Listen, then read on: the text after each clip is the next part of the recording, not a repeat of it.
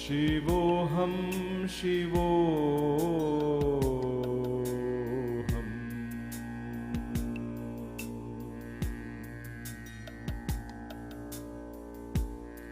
Shivoham Shivoham Shivoham Shivoham Shivoham Shivoham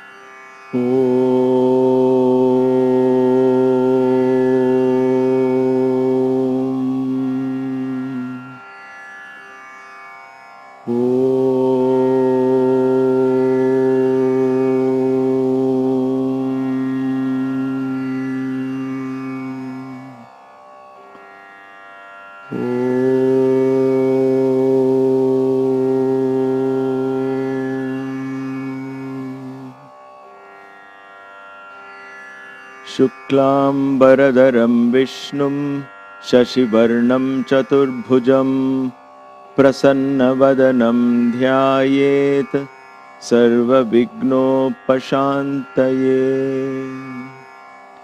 Shri Gurubhyo Namaha Harihi Om. Manojavam Marutatulya Vegam Jitendriyam Buddhimatam Varishtham Vatatmajam Vanarayutha Mukhyam Shri Ramadutam Sharanam Prapadhye.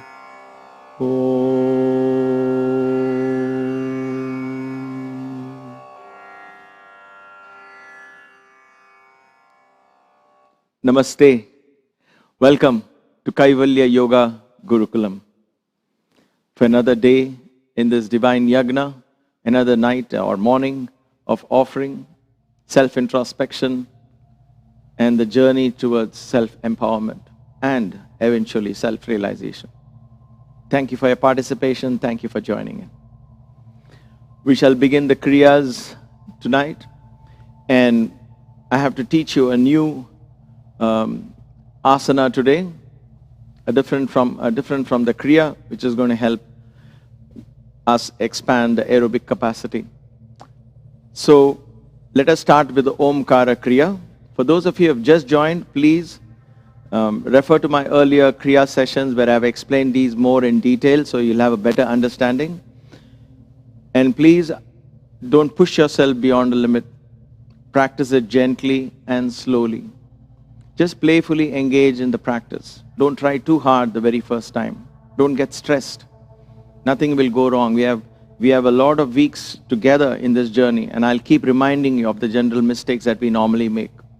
So just enjoy, but listen attentively and apply that attention to your practice. We shall begin with the Omkara Kriya. Along with every Om, you're going to allow a lot of air to escape from the mouth, so it sounds like home. And as long as you can chant it, bending forward, crushing the lungs, pulling your stomach in. Try and keep your stomach slightly pulled in. 3 Oms. Let's begin. Take in a deep breath. And as you breathe out, ho.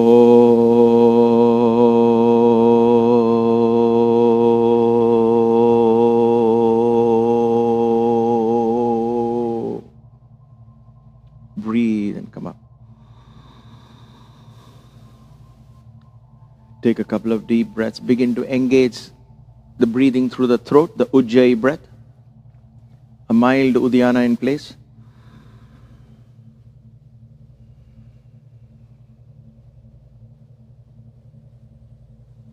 Let's begin the second one. Breathe in. And let's go. Ho.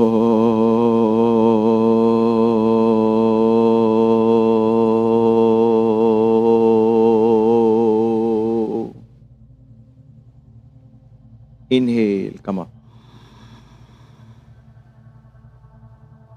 And exhale.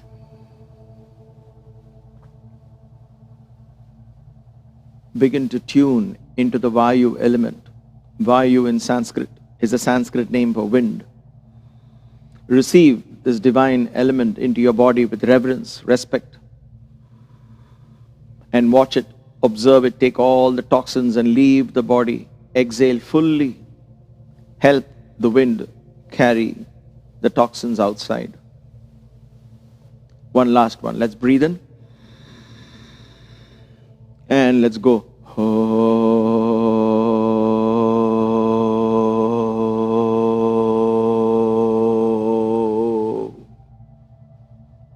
Inhale, come on.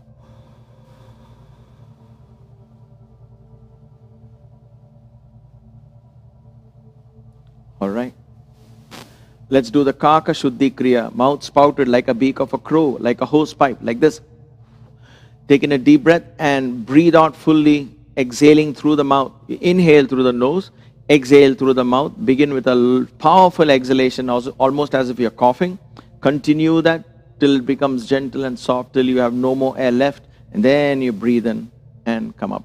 We'll do this 3 times. So let's begin. Inhale. And let's go.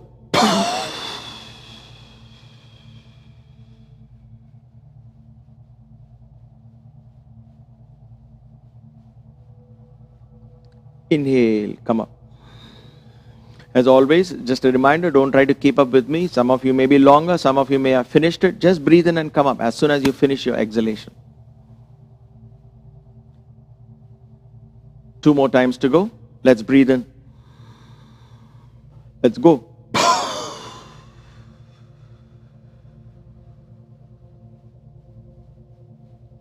Inhale, come up. Breathe in and out.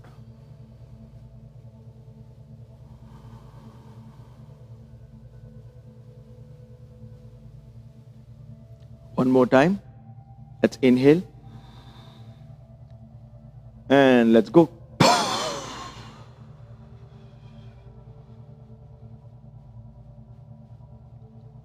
Inhale, come up.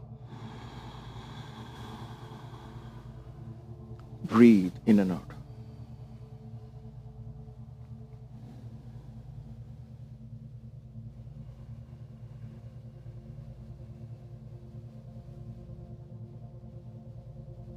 All right, gently open your eyes. For the sake of time tonight, what I will do is, we will do 5 rounds of Markata Kriya, because that will warm up the whole body. Then I will teach the new pose that is very important for us to learn, that will help us in doing all these Kriyas. And it's ideally done in the middle of the practice like this, so the sequence is important. But we will skip the Agni Sara for today. We'll bring all this together. Bear with me. We'll make it a routine for a few days, then we'll introduce new ones. I just want to give enough so that we pack the 30 minutes or 25 minutes, whatever we do, packed with one after the other. So let us begin the Markata Kriyas. We know this. We're going to inhale, right hand up, left hand up, and so on. Just follow with me, if in case you've forgotten, and we'll do it together. Let's sit up tall and straight. If you're sitting on the floor or sitting on the chair, we're going to start with the right hand. Let's all exhale fully. And let's go. Inhale, right hand up. Exhale, down. Inhale, left hand up. Exhale, down. Stomach pulled in. Inhale, both hands up. Exhale, down. Inhale. Right side, go down. Inhale, come up. As much as you can, go down. On to the left. Inhale, come up. Exhale to the front. Inhale, come up. Twist to the right as you exhale. Inhale, come. And to the left. Inhale. That's 1. Inhale, right hand up. Exhale. Inhale, left hand up. Exhale. Inhale, both hands up. Exhale. Inhale. Exhale, right side down. Inhale, come up. Exhale, left side down. Inhale, come up. Exhale to the front. Inhale, come up. Twist to the right as you exhale. Inhale. Exhale to the left, twist. Inhale. 3 more. Inhale, right hand up. Exhale, down. Inhale, left hand up. Exhale, down. Inhale, both hands up. Exhale, down. Inhale. Exhale, down to the right side. Inhale. Exhale, down to the left. Inhale. Exhale to the front. Inhale, come up. Exhale, twist. Inhale. Exhale, twist to the left. Inhale. And exhale. Wonderful. Inhale, right hand up. Exhale. Inhale, left hand up. Exhale. Inhale, both hands up. Exhale. Inhale. Exhale to the right. Inhale, come up. Exhale to the left. Inhale, come up. Exhale to the front. Inhale, come up. Exhale, twist. Inhale. Exhale, twist to the left. Inhale and exhale. One last one. Inhale, right hand up. Exhale, down. Inhale, left hand up. Exhale, down. Inhale, both hands up. Exhale, down. Inhale. Exhale, down to the right. Inhale, come up. Exhale, down to the left. Inhale, come up. Exhale to the front. Inhale, come up. Twist to the right as you exhale. Inhale and to the left. Inhale, come back. Breathe in and out. All right. Gently open your eyes, relax. Now watch and learn. I'm going to show you 2 variations for those of us who are using the chair or who cannot do it on the floor. First, let me finish how we can do it on the floor for those of us who can do this. This is an asana. This is not a kriya. But learning to breathe in this asana, we're going to learn to breathe and expand the aerobic capacity. We're going to learn to breathe in between the shoulder blades. That's the main aim, through the back. You see, especially in this COVID times, people are learning how to breathe, lie prone and breathe and so on. I want to show you how in yoga, this is one of the fundamental poses they teach initially, not anymore these days, but in traditional yoga, they teach this to teach you how to breathe from the back of the lungs. And therefore, in all forward bends, your stomach is pulled in, there is no place for the chest, the back begins to help. So you're using the lung to its fullest capacity. All right, how is it done? We sit ideally, watch my feet here, we sit ideally, and I'll show you the shortcuts and how to cheat around it. So this is Vajrasana. Your toes are together, your heels are apart, right? You're not opening up like this. Your toes are together, heels are apart, and ideally you sit on your heels with your knees together. This is the normal pose. Now, if some of you are sitting and yet your ankles are hurting, which it will in a couple of minutes if you're not used to it, then I would suggest use a block, open up the feet, place the block in between, and sit on a block. So this is one way to do it. The other way to do it is to use a towel, roll up a towel like this, and place it below your ankles. You see what I just did? Place it below the ankles and you sit. So when the towel is rolled up and placed below the ankles, it's not touching the ground, and you'll find it easy to sit for slightly longer time. All right, so this is the way for those of you sitting on the floor. Okay, for those older people who are not able to sit on the floor like this, don't mind. Or if you have knee problems and you're not able to sit, never mind, I'll show you the other variation. So in this Pranaam Asana is actually a very simple asana. In case you have an extra pot belly here, then you open your feet slightly. But if you are young or for whatever reason you don't have a pot belly, then you can do this with your feet, with your knees together. Okay? So I will show you how it is done ideally with the knees together. Pranama. Pranam means salutation. So what we are going to do is place our palms on the floor initially. I'm going to breathe in. And then as I breathe out, I pull my stomach in and I simply let my chest rest on the thighs, go all the way down, like so. I simply curl myself up into a ball, take my hands back and relax. This is the normal way to do this. Okay, there are variations and I'll come to that. So this is how it's done. And now how do I breathe here? If you can listen to my breath, I'll show you how deeply you can breathe in this pose.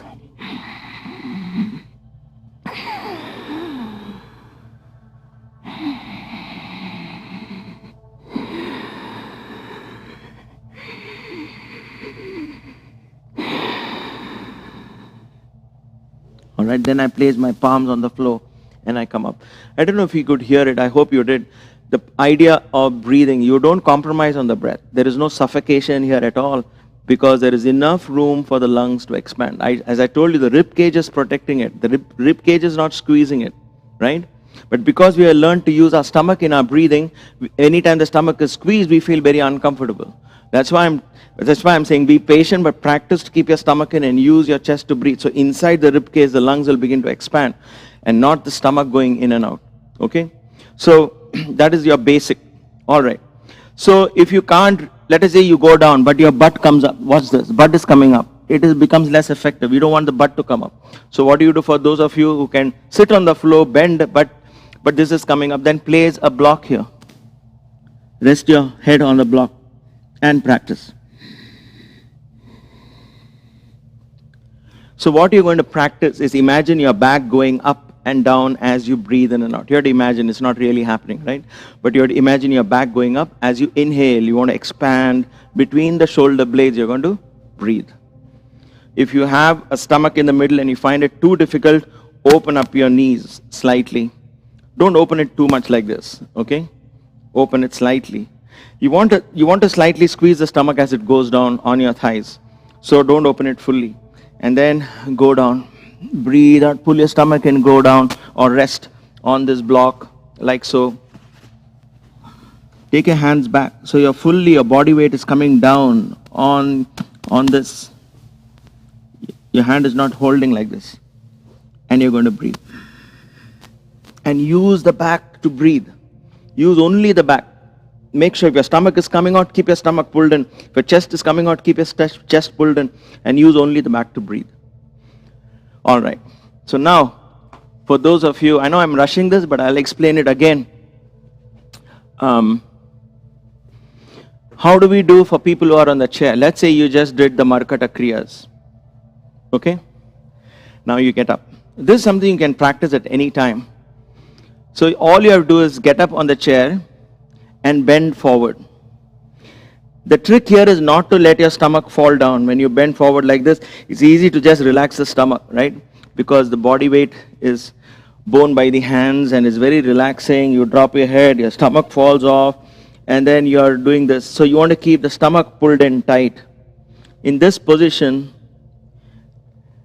drop your head also in, look into your stomach, then begin to use the back. Breathe. Between the shoulder blades. Inhale. Exhale. Again, observe your chest should not move in the front. Your stomach should not move in the front.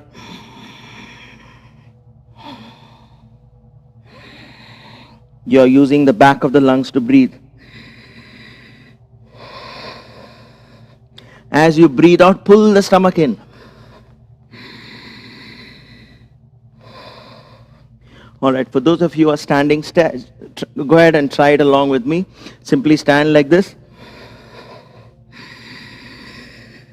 Expand and like an angry cat, raise your back up, hunch the back and continue that deep breathing. We are not flexing it. This is the Marjari Kriya. We are not doing that. This is simply an asana. You're going to stay in the pose and learn to breathe. Stomach tightly and nicely pulled in. Use the back of your lungs to breathe. It's a very powerful training. You will see the effect in a month itself.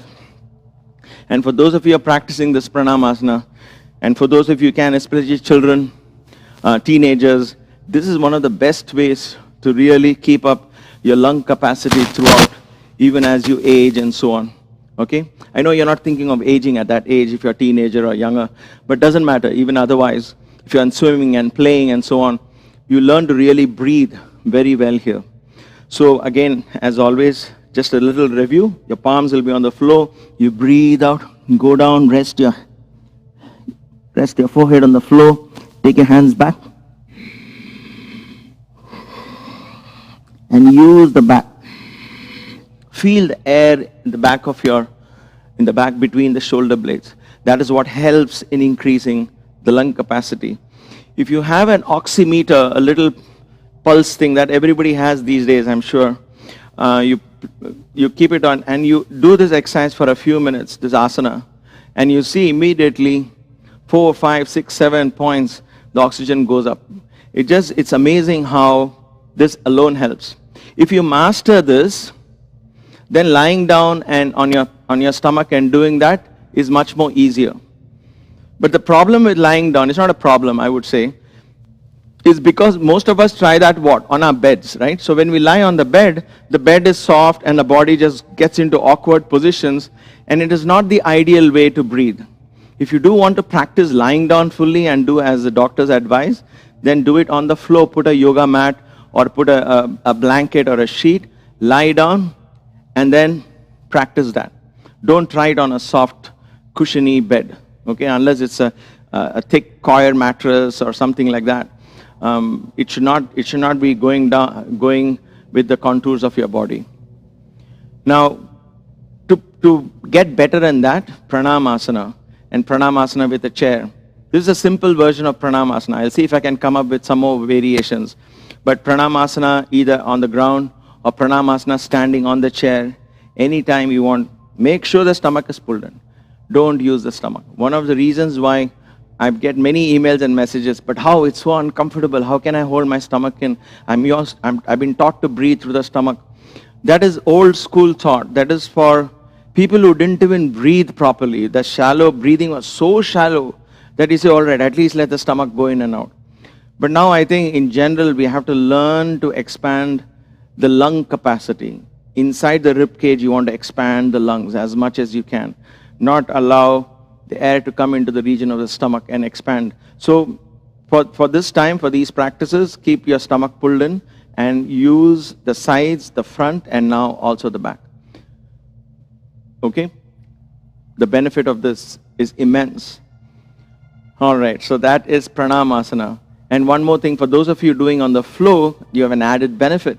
Even if you are keeping a block and resting your head on the block, if you're keeping on the floor, resting your forehead on the floor, when you press the forehead on the floor, it activates the parasympathetic nervous system. Sympathetic nervous system is flight or fight response. It's always stress. It increases cortisol, all that stuff. And it increases stress levels, okay? But parasympathetic is exactly the opposite. So that is why the whole idea of doing pranams and salutations was invented by the rishis and sages many thousands of years ago. Because they know when you lie down, when your forehead touches the floor or the feet of the guru, it doesn't matter, the forehead should touch, right? The forehead, when it presses against something, then it immediately triggers the parasympathetic nervous system. That is why when you and I are stressed, what do? We put our head on the table and press this. Not just because we have a headache. We say, "Arey, I can't think, I need to think clearly." So we press this because automatically the body has learned, it's natural, it's nature's way for us to trigger the parasympathetic. But when you press it on the ground and allow the body weight to gently press it, don't overpress it, gently. It releases parasympathetic nervous system, very relaxing. So in that pose, learn to practice breathing from the back. Learn to practice pranam. This is called Pranam Asana. Learning how to breathe in this asana is more important than the asana itself. But just the asana alone, I explained to you how powerful this is to relieve stress, allow the blood to flow into the brain, and so on. And then once you practice that for a couple of minutes, you come up. First, we will learn to practice it for a few breaths. Don't worry about how long and all that. When you feel a little suffocated or tired or uncomfortable, come up, sit after a minute or so, and then try again. Go down again and try a few deep breaths like that. Learn to breathe as deeply as you can. Okay, I know there's a lot of information in this one class. I'll try and review this again tomorrow. Please bear with me if I'm eager to put in all the information at one shot. But then we're trying to use the time, use this technology and so on. So bear with me.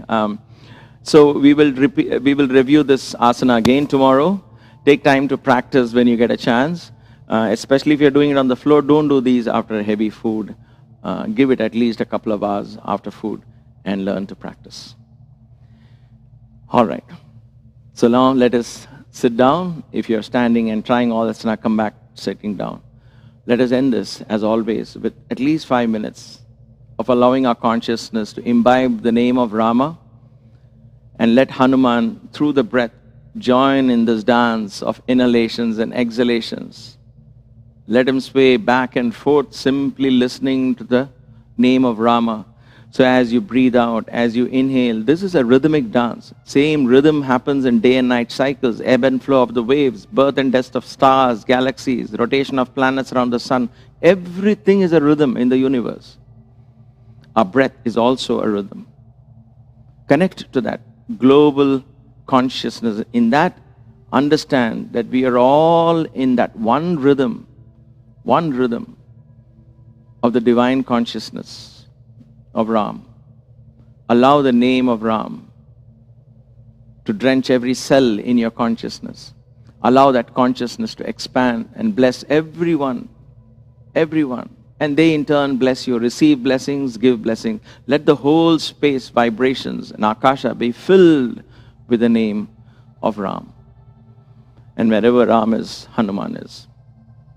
With that in mind, let us practice the Ramanama Pranayama. Inhale, 1, 2, 3. Exhale, 1, 2, 3, 4, 5, 6, 7. Inhale, 1, 2, 3. Exhale, 1, 2, 3, 4, 5, 6, 7. Inhale, 1, 2, 3. Exhale, 1, 2, 3, 4, 5, 6, 7. Inhale, 1, 2, 3. Exhale, 1, 2, 3, 4, 5, 6, 7. Inhale, 1, 2, 3. Exhale, 1, 2, 3, 4, 5, 6, 7. Inhale, 1, 2, 3. Exhale, 1, 2, 3, 4, 5, 6, 7. Inhale, 1, 2, 3. Exhale, 1, 2, 3, 4, 5, 6, 7. Inhale, 1, 2, 3. Exhale, 1, 2, 3, 4, 5, 6, 7. Inhale, 1, 2, 3. Exhale, 1, 2, 3, 4, 5, 6, 7. Inhale, 1, 2, 3. Exhale, 1, 2, 3, 4, 5, 6, 7. Inhale, 1, 2, 3. Exhale, 1, 2, 3, 4, 5, 6, 7. Inhale. Exhale.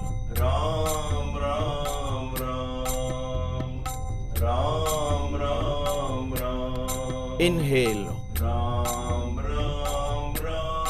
Exhale.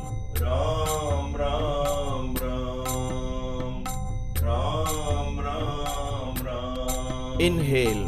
Ram Ram Ram. Exhale. Ram Ram Ram. Ram Ram Ram. Inhale. Ram Ram Ram. Exhale. Ram Ram Ram.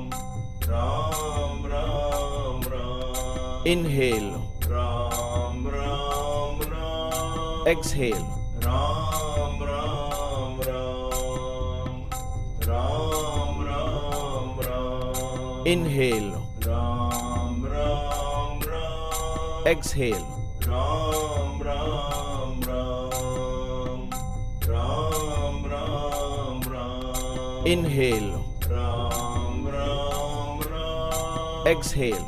Ram Ram Ram.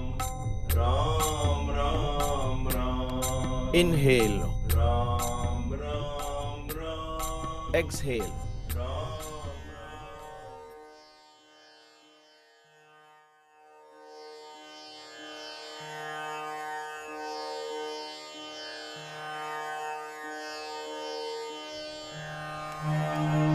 साईश्वराय विद्महे सत्यदेवाय धीमहि तन्नः सर्वप्रचोदयात्। ॐ साईश्वराय विद्महे सत्यदेवाय धीमहि तन्नः सर्वप्रचोदयात्। ॐ साईश्वराय विद्महे सत्यदेवाय धीमहि तन्नः सर्वप्रचोदयात्।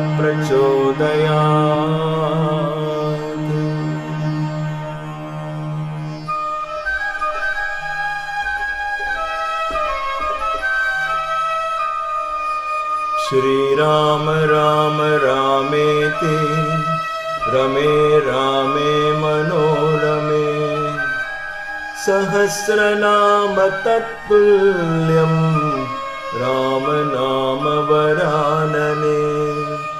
श्रीराम राम रामेति रमे रामे मनोरमे सहस्रनाम तत्तुल्यं राम नाम वरानने। श्रीराम राम रामेति रमे रामे मनोरमे सहस्रनाम तत्तुल्यं राम नाम वरानने।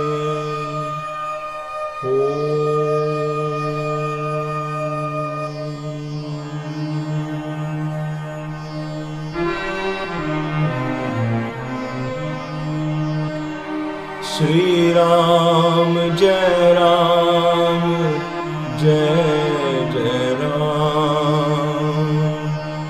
श्री राम जय राम जय जय राम। श्री राम जय राम जय जय राम। श्री राम जय राम जय जय राम।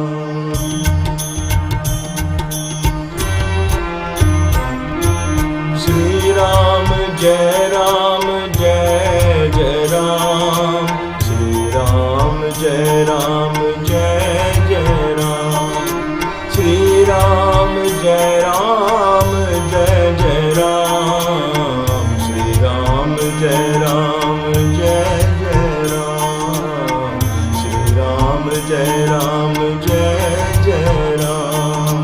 श्री राम जय राम जय जय राम। श्री राम जय राम जय जय राम। श्री राम जय राम जय जय राम। श्री राम जय राम जय जय राम। भज रामं भज रामं भज रामं भज रामं भज रामं भज रामं भज रामं भज रे मानस भज रामं भज रे मानस भज रामं भज रामं भज रामं भज रामं भज रामं श्री राम जय जय राम श्री राम जय जय राम श्री राम जय जय राम श्री राम जय जय राम श्री राम जय जय राम भज रामं भज रामं भज रामं भज रामं भज रे मानस भज रामं भज रे मानस भज रामं भज रामं भज रामं कल्याण रामं भज रामं श्री राम जय राम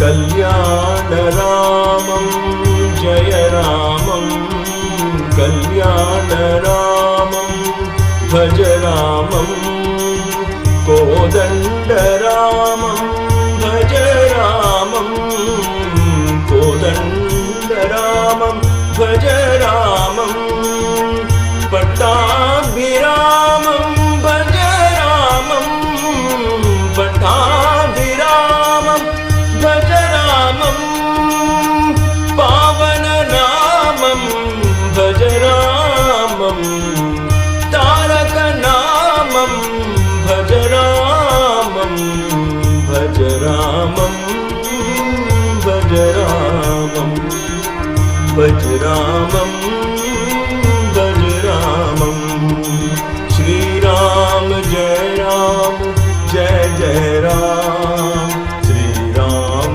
जय जय राम श्री राम जय जय राम श्री राम जय जय राम श्री राम जय जय Ram Shri Ram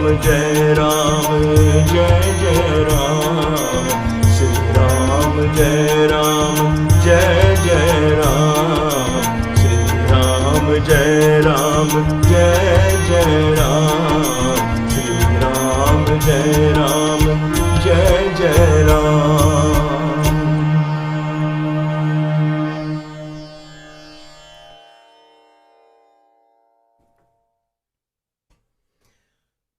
Namaste and welcome to Kaivalya Yoga Gurukulam for those of you who have just joined the Satsang. We are indeed so grateful to be part of this Yagna, and every time, every day, every evening when we are about to begin, our hearts are filled with gratitude for being able to meet in this virtual space thanks to technology. And we create in this space, in the Akasha, we send out divine vibrations that will bless not only us and our families, but everyone in the world that needs spiritual sustenance at this point. It is my ardent belief that we will cause an awakening in the global consciousness. And we play our role in doing that as instruments of the divine.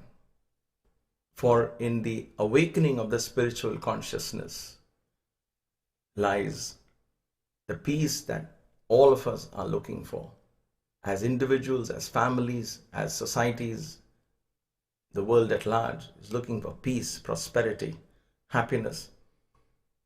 And all that search for that will be incomplete without spiritual awakening.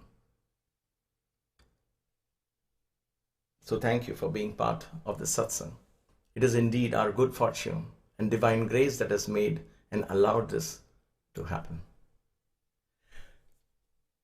So we go to Sundarakand, the beautiful story of Rama in which Hanuman is now the hero at this point. And he's teaching us so many lessons, life lessons, through Valmiki. And Valmiki, the divine rishi, had that divine inspiration and divine grace. Of course, nothing is possible without divine grace, in being the perfect instruments, in bringing that into words and conveying that in the form of poetry with deep insights and learnings. So we are at that point in the story where Hanuman comes up, is crossing the ocean, and a very beautiful mountain, a huge mountain, comes in his path with good intentions. But Hanuman strikes it with his chest, and the mountain falls over. And the mountain shouts in glee and happiness that it has been struck by a soul that is going forward in God's path. So let us see the dialogues and what do we have to learn from this, from that situation that Valmiki took pains to write. So there is about 35 or 34 odd verses tonight, but I'm going to summarize them as always, and then we will chant them, of course, and listen to the chant. So these are verses 110 to 144 of the first chapter of Sundarakand. There is 60 odd chapters in that. We have to cover all of them. In the very first, there are about 200 odd verses. So we are 110 to 144 of that verse. So the mountain, now Valmiki says, when it got struck by Hanuman and the mountain fell down, it didn't sink back. It just, I don't know. I mean, I'm kind of incomplete there in my visualization. The mountain is struck, so the mountain just stays. It stopped growing, I would think. But then Valmiki says, then the mountain, in all humility, assumes a human form and addresses Hanuman. So, of course, there is a poetic touch to this, that the mountain assumes a human form and talks. But I always thought, in those days, if mountains can fly, if there are vanaras, why can't mountains speak, right? If the sea god is speaking and expressing, why can't the mountain also speak as the mountain? Why is Valmiki saying it assumes a human form and addresses Hanuman? And these are the thoughts that inspired me to share the thought with you yesterday, that we are in the Mainaka mountain. And all that we see with us, our friends, our relatives, our loved ones, as we call them, in Vedanta, we understand that as raga. Raga is attachment. We love them because they belong to us, right? Baba would jokingly say, a few days before your wedding, and these are traditional weddings, not the ones that happen these days. So in traditional marriages, you never knew the person a few days before the marriage. And so if that person, if the wife got a cough or a cold, the husband would not even know, right? He would not know who she is and he wouldn't bother. But then if he gets to know he's going to get married to her, and he does get married a week later, if she gets the same cough and cold, then he would be like, oh my gosh, what can I do, dear? Can I get you medicine? Can I do this? Can I do that? And of course, in a very joking way, Baba says this. The idea is, the point here he's saying is that this expression of love is one part of love, nevertheless, but predominantly is attachment. I love him or I love her. I love my dog, pet dog. I love my home. I love mine. The my comes in, right? So I love all of this because they belong to me. Because I love myself, I love all of these, right? And so the mountain taking a human form is for us to understand that all our dealings with all human beings, we are dealing with one form of Mainaka or the other. Our parents want to feed us and they clothe us and get us well settled in our jobs and careers and so on. And we as parents in turn want to do that to our children. Our friends want to help us. We want to help friends. We create a society, community. All that is good, right? But all that is Mainaka. See, at no point has Valmiki talked about the Mainaka in any negative sense. But nevertheless, he has shown that how Hanuman treats it as an obstacle. That's all we have to remember. That in this growth, in the spiritual expansion, sometimes we get caught in this web of my family, my friends, my community, my society, my organization, my this and my that, my faith versus your faith, and so on. We have seen how the world has been broken up.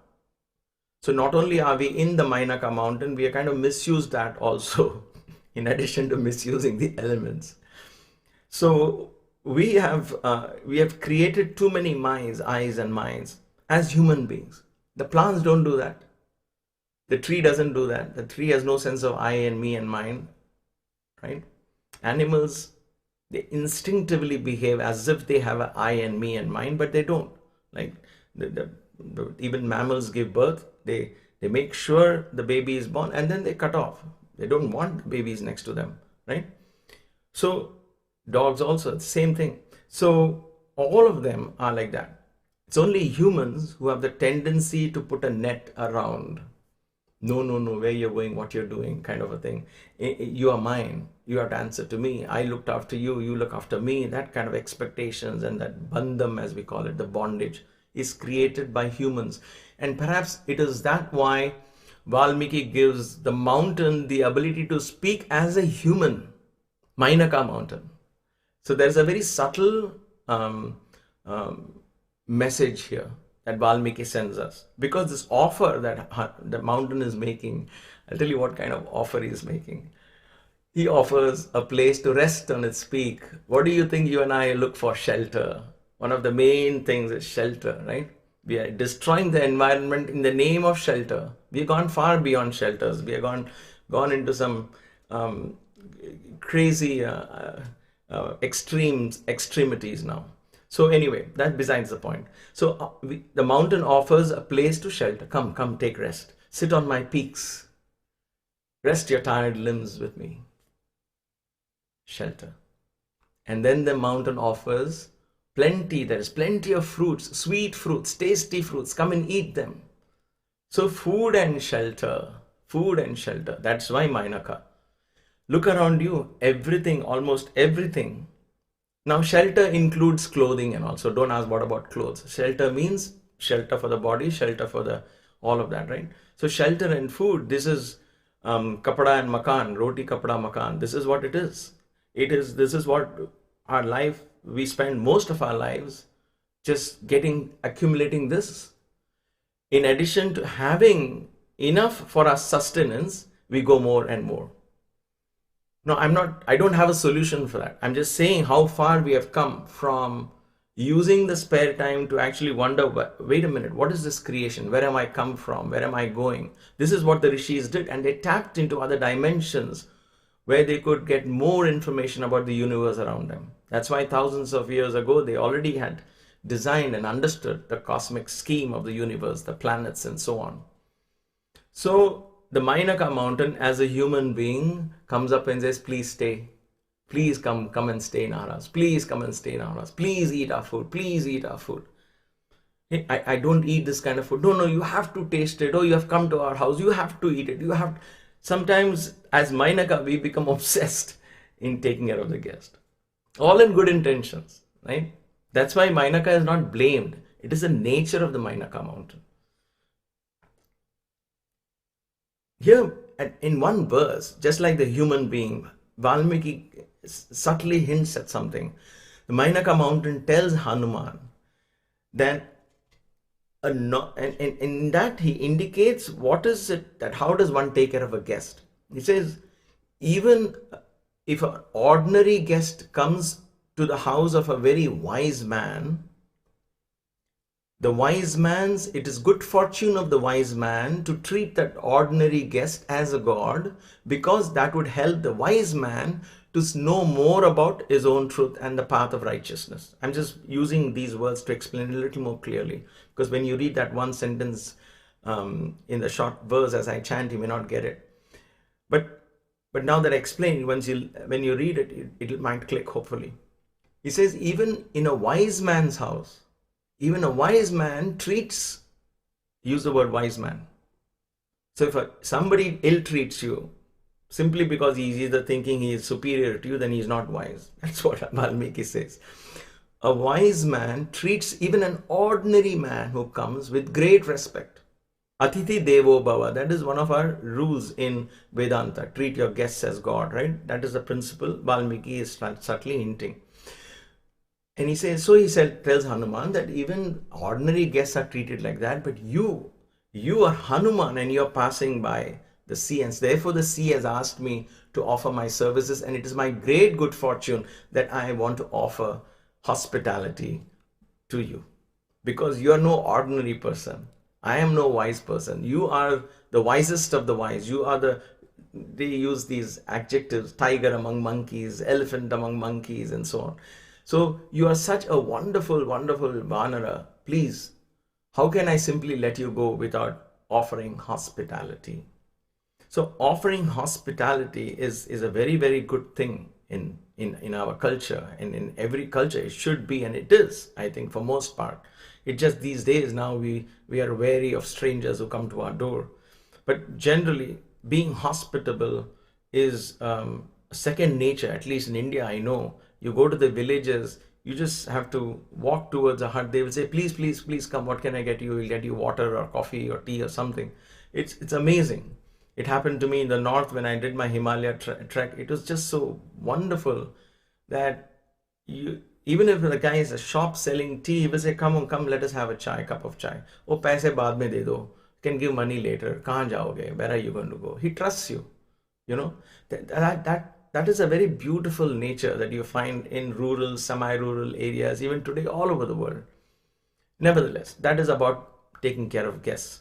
And then another point that we learn in this lesson is, then the mountain explains, Mainaka begins to explain to Hanuman, you know why I want to serve you. One of the reasons why I want to serve you is, there are many lessons here. Because it's Mainaka mountain, because it comes from the sea, as I mentioned a couple of days earlier, there is no such thing as selfless service. There is always a reason for service. And that's it. That is how it is. That is the nature of it, right? So anyway, with all reverence, he says, you know, I want to serve you because I have great reverence for your father, the wind god. Hanuman is the essence of the wind god, right? In other words, in the story, it says son of the wind god. So Mainaka mountain says, I adore your father, the wind god, and because I adore him, I'm willing to serve you. This is very important for all of us to understand, that many times people look at you because of something that you believe in. So for example, a political leader, a prime minister, a position, a judge, and so on, a police officer, whoever, whatever, and you respect them because of their position, because you have reverence to the job they do, the duty that they do, an army officer, an Air Force pilot, and so on. Because of the reverence, because of the association, incidentally you respect the person. If the person was not that, then he or she may lose that respect, that reverence. So there is a lesson here for all of us to know. For example, what draws you to the satsang? Because of your reverence for Rama, you are giving that respect to me to allow me to share my perspectives, right? And I give the respect to you and respectfully place forward my perspectives because I believe in the Rama in you, you believe in the Rama in me, we believe in that divine consciousness, and because of our reverence in the Rama, all servants of Rama we will respect them. So there is an element of how much respect an instrument of the divine gets. Okay, so a very interesting analogy, and I keep looking at the clock next to me, so pardon me if my eyes dart here and there. An interesting analogy, an incident when we were in Kodaikanal and Baba his car will be going in the front, there is a bus coming back. And I guess he did this with many batches of boys just to have fun. And that's a fun part of Baba you get to see there. So his car is going in the front, our little mini bus is following because it's just about 15-20 of us. We are following him. And some days he would stop, get out of his car, come into our bus. So the car is going in the front and our bus is following and he's sitting in one of our seats. We would always keep a seat empty for him. And so he will come right in the middle of the bus, sit with us. And then This time what happened, as it came back to the town, all the devotees, they saw the Mercedes Benz going in the front, so they would all bow to the back, to the car, and thinking Baba's in the car, right? Who expects him to be in the bus? But he would be in the bus along with us. And Baba made a very important point. He said, see, look at them. They're all bowing to the car. But they are not bowing to the car. They're actually bowing to me, thinking I am in the car. The car has no value if I am not there. So that is the importance here. Our reverence, our respect in society, our respect from our children, our respect from our friends. If we want to earn self-respect, it is not by demanding at all. You can't demand respect. You earn it. And you earn it by projecting the values that you believe in. And because they revere the values that you practice, you become incidental, you become the role model, you become a prototype. They say, yes, I believe in that because he believes in that. And therefore I have respect for him. And when people respect you, remember, they're not respecting you, so your false ego doesn't have any excuse to rise up. Know in your heart, they respect you because of certain values you practice. They respect you for your belief. They respect you for your love. They respect you for all those infinite energies of the divine principle that is expressing itself through you. Very powerful and a beautiful lesson that is learned by that dialogue from Mainaka to Hanuman. So going back to the story, Mainaka says, why do I have such great reverence to the wind god? So he explains the story of the winged mountains. Like I mentioned this yesterday, in Krita Yuga, in the first Yuga, mountains had wings and they could fly as powerful as the powerful Garuda eagles from one place to the other. The sages who were meditating on those mountains were feeling disturbed. They didn't like it and they wanted the mountains to be in one place. And therefore Indra, the king of gods, began to chop off the wings of all these mountains. Just listen to this now as a fantasy tale. I don't have time, nor do I have understood this in its entirety for the symbolism of that story. I have to go to the original story where it's mentioned. Nevertheless, so the wings are cut off and each mountain finds its place on the earth. Now this could be volcanic eruptions that took place for millions of years and eventually it all cooled down and all these mountains have formed. We don't know, right? Anyway, the idea here is the wind god took this one mountain and said, you go down to the sea. I will protect you. And the wind god blew this mountain because it had wings to save it from the Indra, the king of gods, because Indra is about thunderbolt lightning. So lightning was causing all these mountains to eventually settle down. It is something to do with that initial part of creation of the earth planet itself. Anyway, so mountain comes down and settles under the ocean. And therefore the Mainaka says, I have reverence. So to me, that concept of the wind god doing something which had its impact many, many years later, thousands of years later, right? This is one yuga and another yuga towards the end of the other yuga, Rama comes in. So it's almost like 1 million plus years or 2 million years gap between these stories. But to me, there is always what I believe is this divine orchestration or orchestration. Everything is divinely orchestrated. Even at this moment, however difficult it is for us to digest this fact that this kind of death and this kind of fear, this pandemic is causing to so many countries across the world, especially in India as we are experiencing it now, one begins to question the existence of God and so on and so forth. While it is very hard to fathom this at this point at one level, we have to understand that there is a divine orchestration in play. And at the end of every such orchestration, when it bears fruit at much later date, you and I may not be there, but that's part of that. We will be there in another birth, another form, enjoying the fruits, because all of this is for the benefit in the long run, for the yet another awakening of the human soul.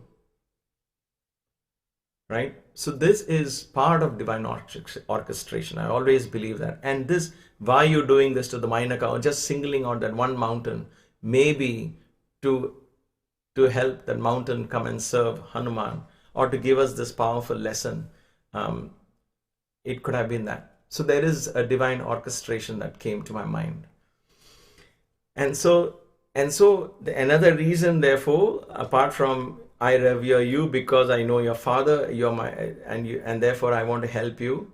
Another reason Mainaka says is, I am doing this because I'm so obliged to the wind god. Out of deep obligation to him, I want to serve you. Please help me. So that's why I said the Mainaka represents our world around us, and we help each other. We oblige each other. Oh, you gave me a gift my birthday. How can I not give a gift back to you? You're obliging me so much. No, no, no. Please don't. No. You came to my house. No, I came to your house. Now you have to come to my house. So this give and take goes on, and we get caught, and we get caught more into this give and take. This obligation is also mentioned by Mainaka, which is one of, you see, Hanuman is a divine being, right? In the story, Valmiki would not have lost anything in the story if he were to say that Hanuman rested for 5 minutes, ate some fruit, and went on his way. I don't think you and I would have changed our minds about the glory of the Hanuman, right? But he didn't. He said Hanuman, we'll come to that, what Hanuman did. But the important lesson here is perhaps because Mainaka had these reasons to offer hospitality. One is what? One is, oh, because the ocean told me, therefore I am also offering the service. Otherwise, the mountain was deep inside. The mountain didn't realize what was going on. So the ocean asked me, I want to please the ocean.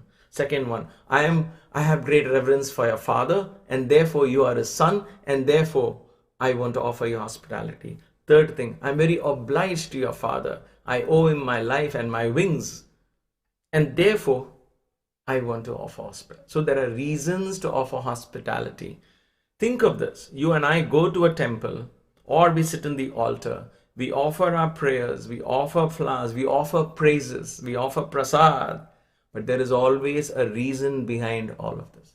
Please make sure my children are okay. Please make sure this is okay, that's okay. All that is not good or bad. I'm not judging at all. I'm just saying it is a nature of the Mainaka mountain. It is our nature, inherent nature, to put a reason behind an act. There has to be a cause to act. The concept of unconditional love is nice to hear, but it's almost impossible for the mind to conceive. How can you love someone unconditionally? Right? So think about that. So that is why that is such a foreign concept for us. Unconditional surrender is a foreign concept to us. The mind cannot even understand that. That's why you have to go beyond the mind to understand that. The heart has to open for it to click and understand what is unconditional love. So offering of services to hospitality was because of a deep obligation. And then Mainaka explains the reasons for such a... I'm coming back to the same thing I thought. No, okay. So he explained the story of the wind, the mountains. And then comes Hanuman. He reminds Mainaka of his commitment. So once Mainaka finishes his explanation and tells all of this as a human, correct? Because this is you and I can relate to this from other human beings, from friends. We do that, we offer it, others offer us. So this is the Mainaka. That is why I said we are living in the Mainaka mountain. Hanuman reminds Mainaka. Hanuman says, thank you very much, very grateful he is. So though initially he felt it was because the mountain rose, it just struck. But then Hanuman, seeing his grace, he says, reminds Mainaka, says, no, I love your hospitality, but I don't have time for that now. I'm already running short of time. I have a commitment to fulfill Rama's mission. I do not have time for you. My Guru Bhagavan Baba would say, you may not be able to oblige everyone all the time, but you can always, all the time, speak obligingly. You may not oblige others, but speak obligingly. You can say no, but there is a way to say no. I'm learning it. It's not easy sometimes. But we have to learn to speak obligingly. Even in that speed, even in that one pointed focused attention, even in that tremendous enthusiasm to serve the Lord, going there, Hanuman gets this. Oh, please eat, please rest. He would have said, nah, not now. Step out. I've got a great work to do. He could have done that. Valmiki could have written that to us, but he didn't. Because Mainaka is a good mountain. And therefore, Hanuman graciously says, yes, I understand you, but I have to proceed. Mainaka, so why are you and I in the Mainaka mountain? Why is that? How did we get here? Mainaka is a good thing. So it is a result of our past deeds, good results. So we create this, the basic comforts that we wanted. Now, if somebody has a Maruti car or a small car, or in here you would say you have a Honda Civic or something, and you want some other car, I don't know, whatever that is, Land Rover or whatever, a Range Rover or something. You want something else. That we are not talking of that. The basic comforts are done. You have a vehicle to travel, or you have 2 legs to walk upon, you have air to breathe, you have a shelter over your head, you have food. The basic comforts are provided. Why? Because of our samskaras that we have collected over many lifetimes. This is something I truly believe in. I've experienced this in so many ways. I don't have time to go into that now, but it is my belief, and I'm sure many of you can relate to that. So we have our past lives, we continue into this life with a bank balance that we bring in. And if we are well placed in, by saying, when I say well placed, I'm not talking of multimillionaires and so on.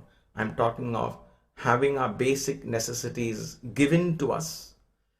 Then it is the Mainaka mountain. Mainaka mountain is the product of our past good deeds that manifests itself with sweet fruits to eat, places to sit, places to relax, and so on. But we have to, like Hanuman, graciously say, thank you for all this. And now that I've got these basic needs, what else in life can I look for? But we don't take off from the Mainaka mountain. If you have a 2-wheeler, we want a 4-wheeler. If you have a 4-wheeler, we want that guy's 4-wheeler, this guy's 4-wheeler, and so on and so forth. It just goes on and on. We are building castles in the Mainaka mountain, comparing, competing, and so on. So we make that a home. And in the next life, I don't know what will wait for us. The point here is samskaras is what creates Mainaka mountain. And therefore, it's a result of good deeds. And therefore, Hanuman says, yes, I know, thank you. Thank you. Be grateful for everything around us. We have to be grateful.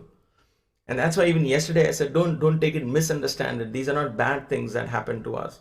These are wonderful things. Family is a wonderful thing. Friends are wonderful things. Like luxuries, necessities, all of these are wonderful things. But we have to gracefully say, this is where I draw the line. I don't want more than this. And let's see what else is there. How can I use this to provide for somebody else?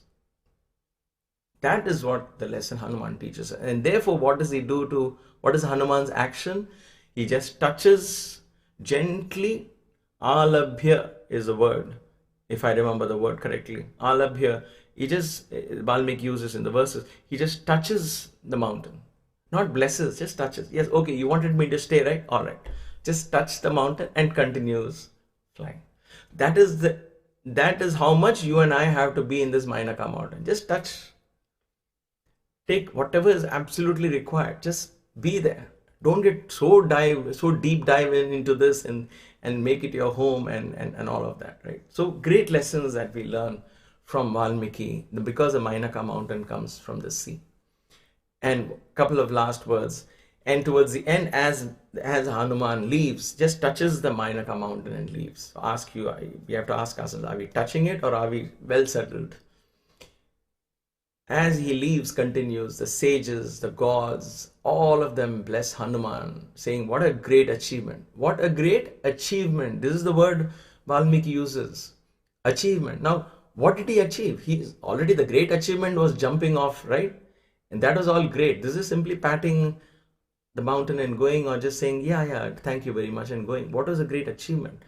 That he did not stop to rest in the Mainaka mountain. He carried non-stop. He carried with undivided, focused attention. He did not get discouraged. He did not get diverted, distracted.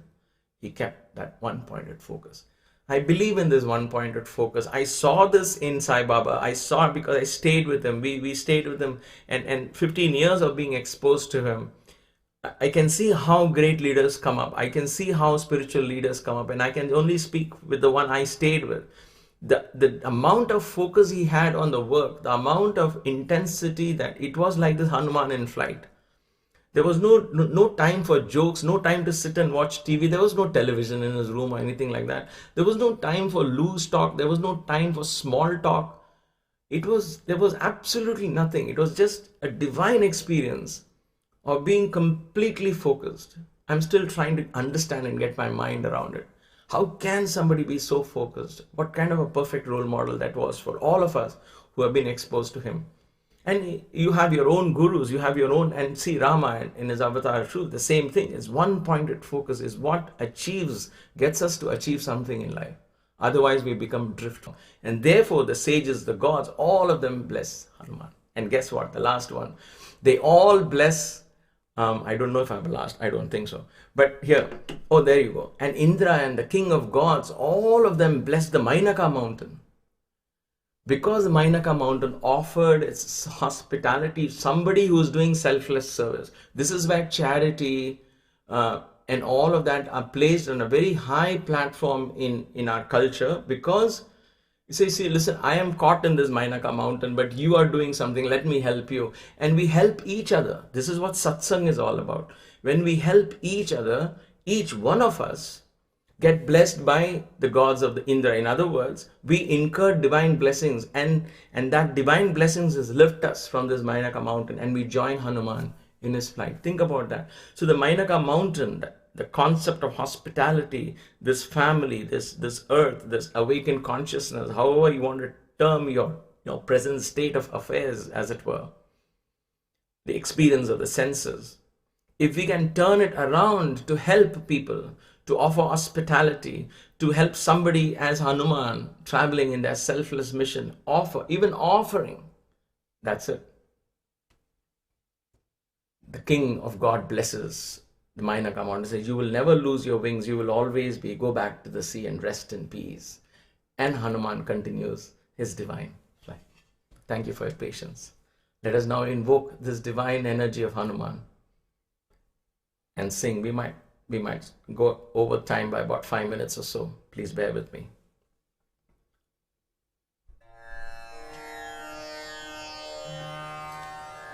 Om Bhuh Purusham Shri Bajranga Rupaya Shri Samba Sadashivam Avahayami. Om Bhuvah Purusham Shri Maruti Rupaya Shri Samba Sadashivam Avahayami. Om Suvah Purusham Shri Chiranjeevi Rupaya Shri Samba Sadashivam Avahayami. Om Bhurbhuvasuvah Purusham Shri Ramaduta Hanuman Rupaya Shri Samba Sadashivam Avahayami.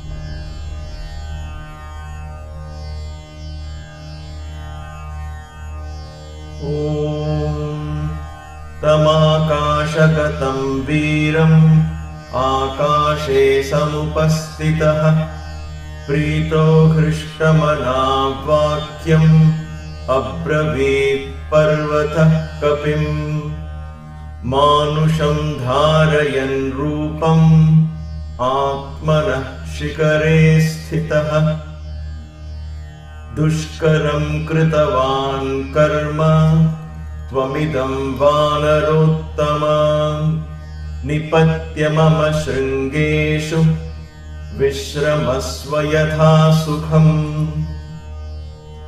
Ragavasya Kule Jatai Udadhi Parivardhitah Satvam Ramahite Yuktam Pratyarchayati Sagaraha कृते च प्रतिकर्तव्यम् एष धर्म सनातनः सोऽयं त्वत्प्रतिकारार्थी त्वत्तः संहानमर्हति त्वन्निमित्तमनेनाहं बहुमानात् प्रचोदितः तिष्ठ त्वं कपिशार्दूल मयि विश्रम्य गम्यताम् तव सानुषु विश्रान्तः शेषं प्रक्रमताम् इति योजनानां शतं चापि कपिरेष समाप्लुतः तदिदं गन्धवत्स्वादु कन्दमूलफलं बहु तदास्वाद्य हरिश्रेष्ठ विश्रान्तोऽनुगमिष्यसि अस्माकमपि सम्बन्धः कपिमुख्यत्वयास्ति वै प्रख्यातस्त्रिषु लोकेषु महागुणपरिग्रह वेगवन्तः प्लवन्तो ये प्लवगामारुतात्मज तेषां मुख्यतमं मन्ये त्वामहं कपिकुञ्जर अतिथिः किल पूजारः प्राकृतोऽपि विजानतः धर्मं जिज्ञासमानेन किं पुनस्त्वादृशे महान् त्वं हि देववरिष्ठस्य मारुतस्य महात्मनः पुत्रस्तस्यैव वेगेन सदृशः कपिकुञ्जरः पूजिते त्वयि धर्मज्ञ पूजां प्राप्नोति मारुतः तस्मात् त्वं पूजनीयो मे शृणु चाप्यत्र कारणम् पूर्वं कृतयुगे तात पर्वताः पक्षिणो भवन् ते हि जग्मुर्दिशः सर्वा गरुडानिलवेगिनः ततस्तेषु प्रयातेषु देवसङ्गा महर्षिभिः भूतानि च भयं जग्मुस्तेषां पतनशङ्कया ततः क्रुद्धसहस्राक्ष पर्वतानां शतक्रतुः पक्षाञ्चिच्छेदवज्रेण तत्र तत्र सहस्रशः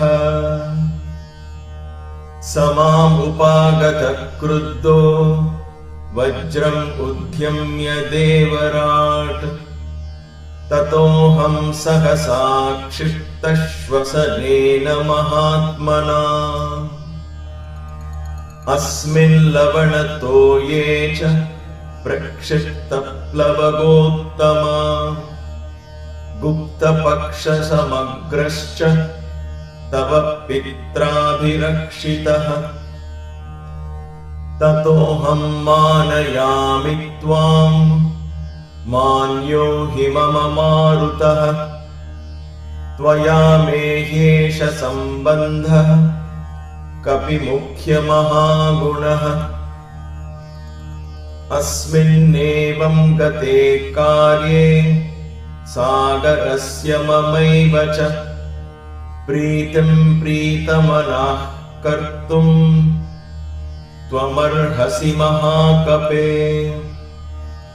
श्रमं मोक्षय पूजां च गृहाण कपिसत्तमा प्रीतिं च बहुमन्यस्व प्रीतोऽस्मि तव दर्शनात् एवमुक्तकपिश्रेष्ठस्तं नगोत्तममब्रवीत्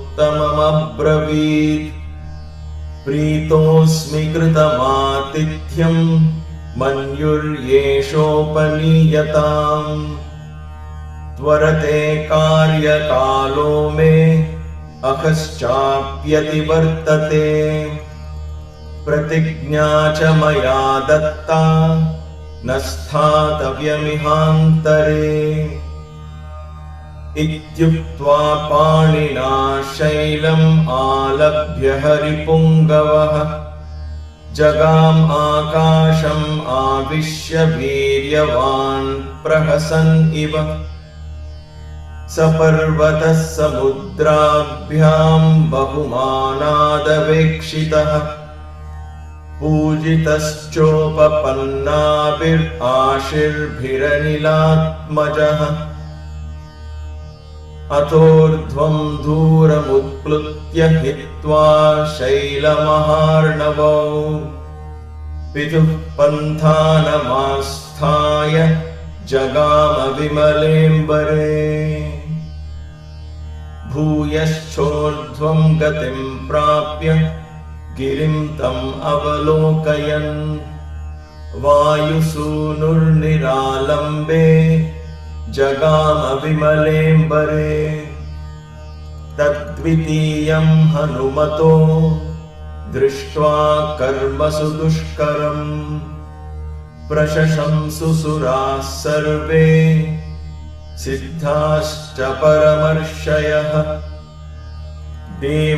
देवताश्चाभवन् हृष्टास्तत्र स्थास्तस्य कर्मणा काञ्चनस्य सुनाभस्य सहस्राक्ष च वासवः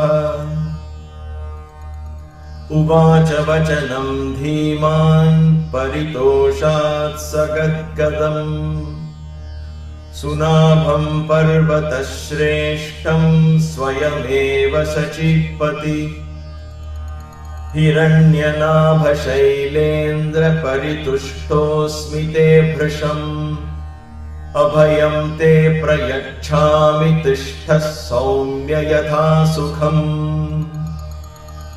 साख्यं कृतं ते सुमहत् विक्रान्तस्य हनूमतः क्रमतो योजनशतं निर्भयस्य भये सति राम्यस्येष हितायैव याति दाशरथेर्हरिः सत्क्रियां कुर्वता तस्य तोषितोऽस्मि दृढं त्वया ततः प्रहर्षमगमत् विपुलं पर्वतोत्तमः देवतानां पतिं दृष्ट्वा परितुष्टं शतक्रतुम् स वै दत्तवरः शैलो बभूवावस्थितस्तथा हनुमांश्च मुहूर्तेन व्यतिचक्राम सागरम्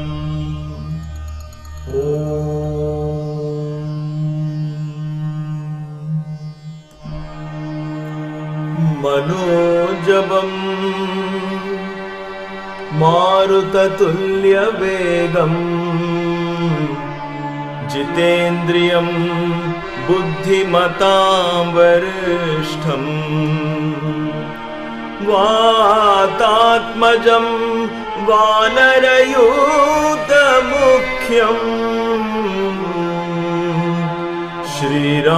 श्रीरामदूतं शरणं प्रपद्ये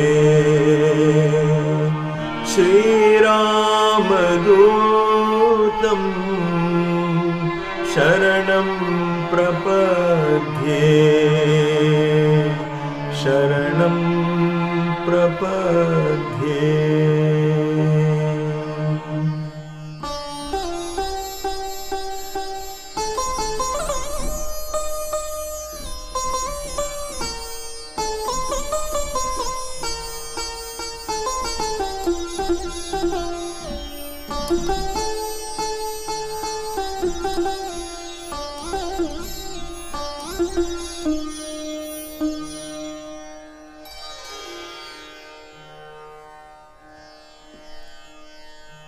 श्री गुरु चरण सरोज रज निज मन मुकुर सुधार, बरनो रघुवर विमल जसु, जोदायक फल चार। बुद्धिहीन तनु जानिके, सुमिरो पवन कुमार। बल बुद्धि विद्या देहु मोहि, हरहु कलेश विकार।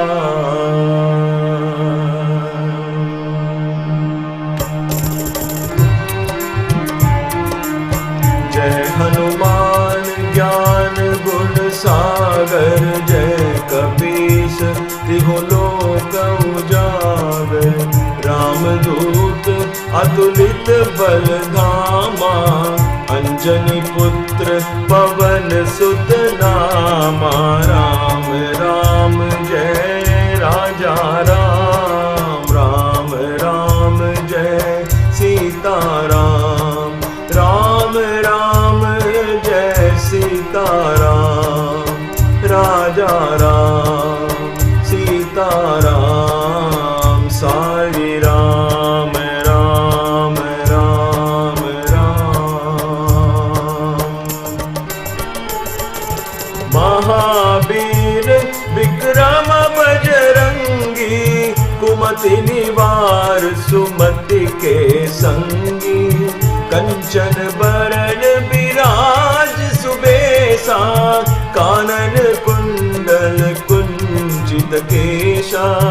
हाथ वज्र और ध्वजा विराजे, कांधे मूंज जनेऊ साजे। शंकर सुवन केसरी नंदन, तेज प्रताप महाजगबंदन। राम राम जय राजा राम, राम राम जय सीता राम। राम राम जय सीता राम, राजा राम सीता राम। साई राम राम राम राम।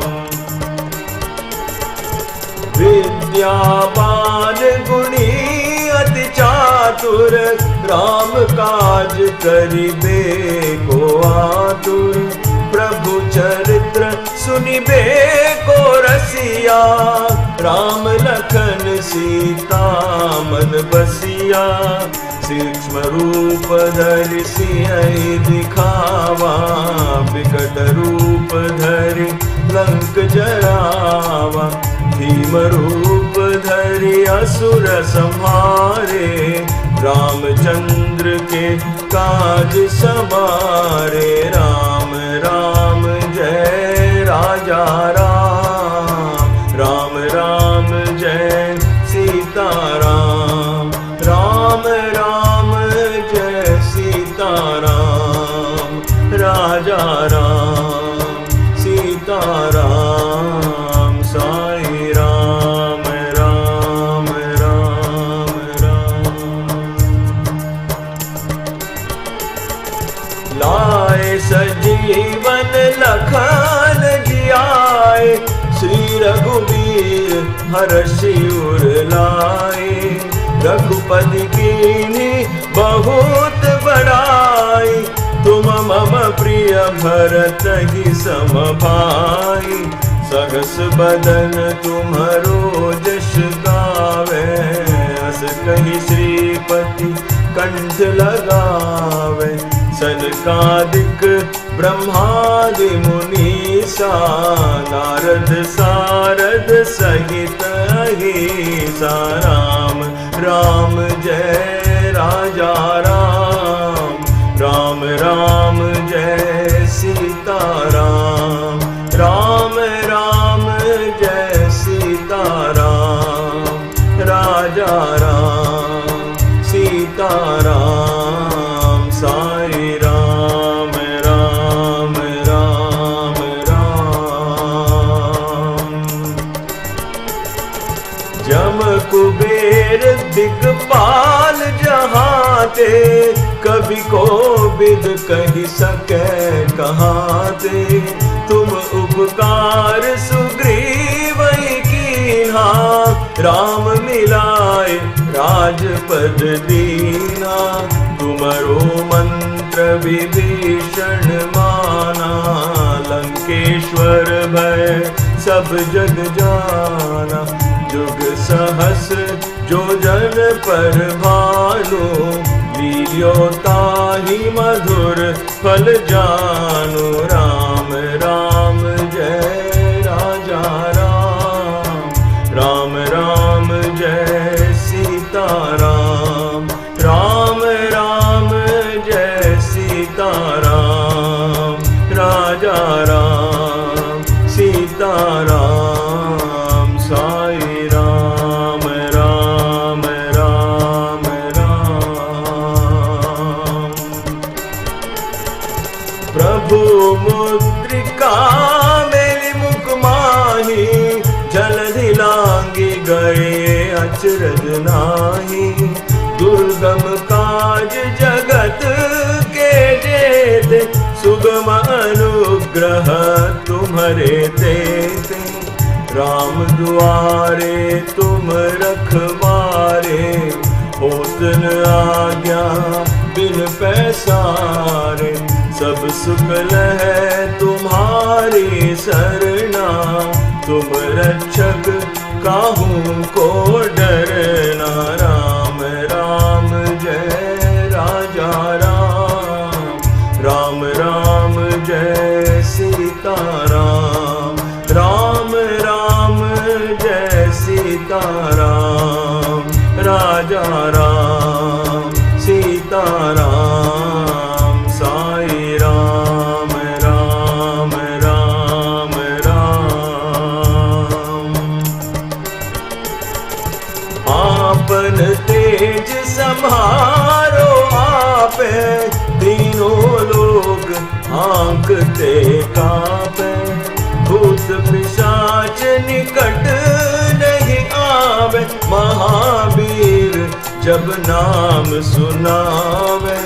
नासे रोग हरे सब पीरा, जपत निरंतर हनुमत वीरा।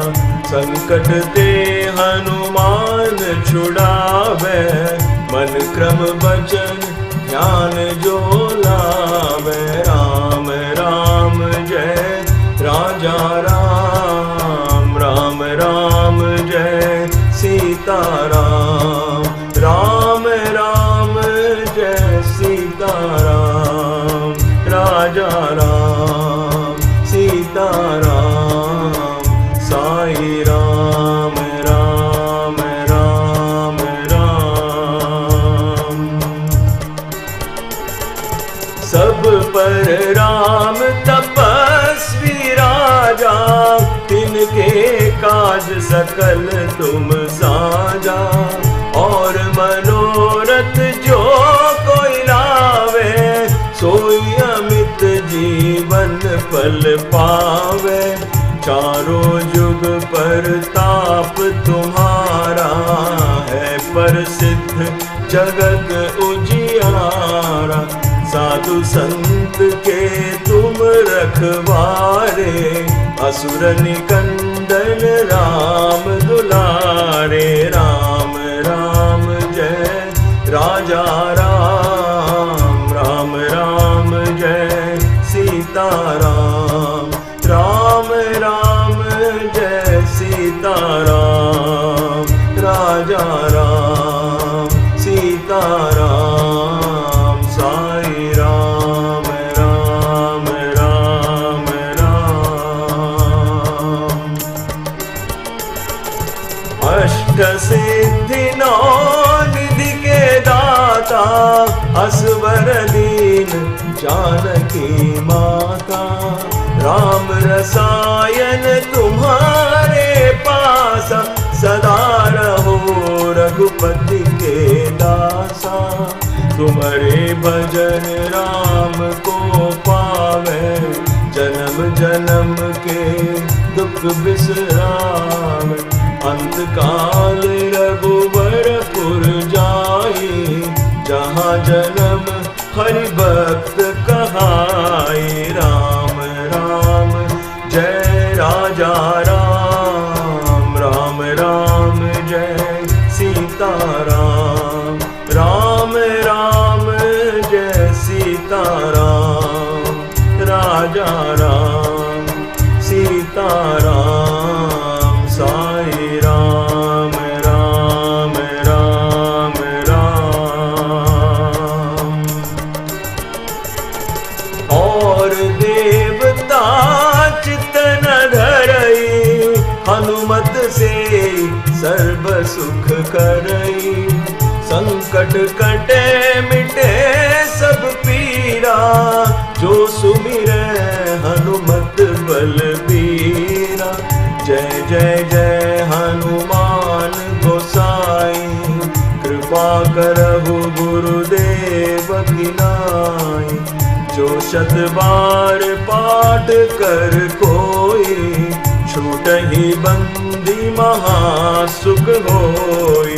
राम राम जय राजा राम, राम राम जय सीता राम, राम राम जय सीता राम, राजा राम सीता राम, साई राम राम राम राम। जो यह पढ़े हनुमान चालीसा, होए सिद्धि साकी गौरीसा। तुलसीदास सदा हरि चेरा, की जयनाथ हृदय महाडेरा, की जयनाथ हृदय महाडेरा। पवन तनय संकट हरण, मंगल मूर्ति रूप। राम लखन सीता सहित, हृदय बसहु सुरभूप। राम राम जय राजा राम, राम राम जय सीता राम, राम राम जय सीता राम, राजा राम सीता राम, साई राम राम राम राम। समस्त लोकाः सुखिनो भवन्तु, समस्त लोकाः सुखिनो भवन्तु, समस्त लोकाः सुखिनो भवन्तु। May all the beings in all the worlds be happy.